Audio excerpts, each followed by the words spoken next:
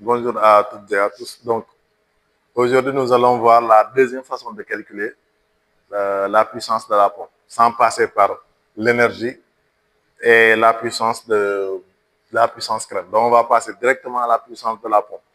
On va conserver les mêmes données, même puissance, même hauteur, même niveau dynamique, même besoin en eau, durée d'ensoleillement, ça sera la même chose. Donc, on va commencer à partir de là. Parce que si on prend les mêmes données, on vient jusqu'au niveau du débit horaire, la hauteur manométrique totale. Donc, l'énergie, on va prendre maintenant pour comparer la puissance qu'on va trouver et la puissance qu'on a trouvée en calculant l'énergie.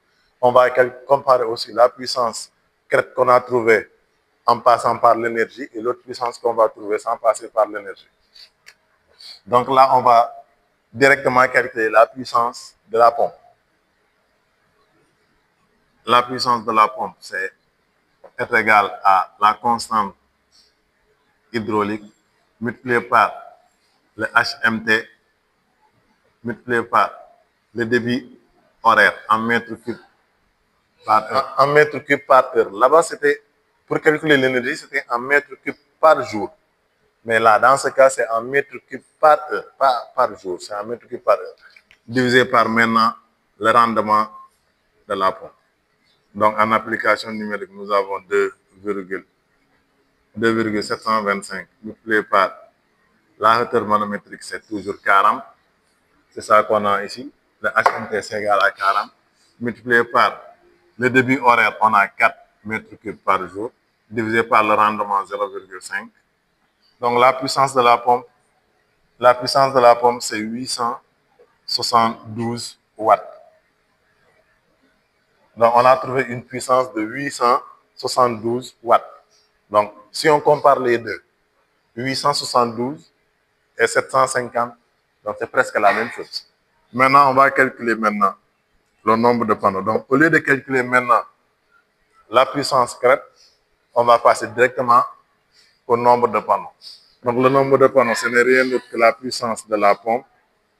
Ce n'est rien d'autre que la puissance de la pompe divisée par la puissance unitaire multiplié par 1,4.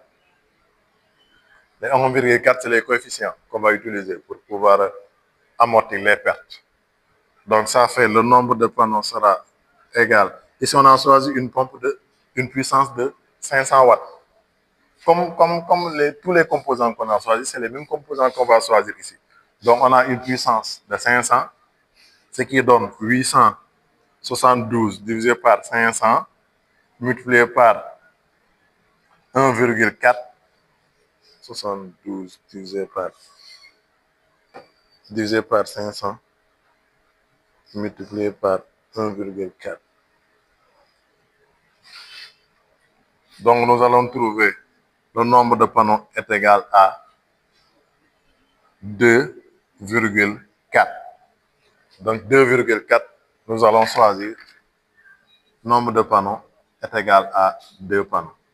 Donc là, nous avons trouvé 2 panneaux.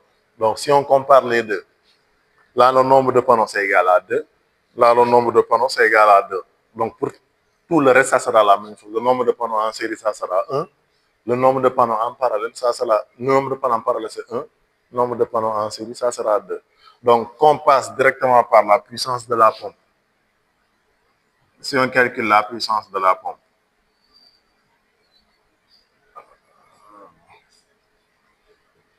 si on calcule directement la puissance de la pompe, ensuite, on va calculer le nombre de panneaux. Ensuite, on calcule le nombre de panneaux.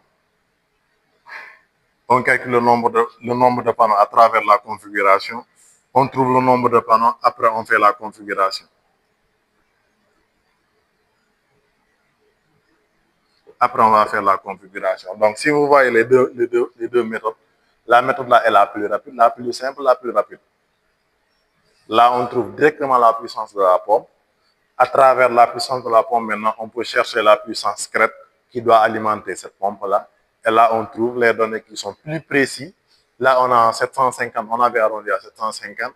Mais si vous regardez avec l'énergie, on a trouvé 1300 et quelques. Et que là, on a trouvé exactement 1000. Donc là, c'est les deux façons de dimensionner une pompe. C'est à vous de voir maintenant quelle est la formule qui est plus facile. Merci.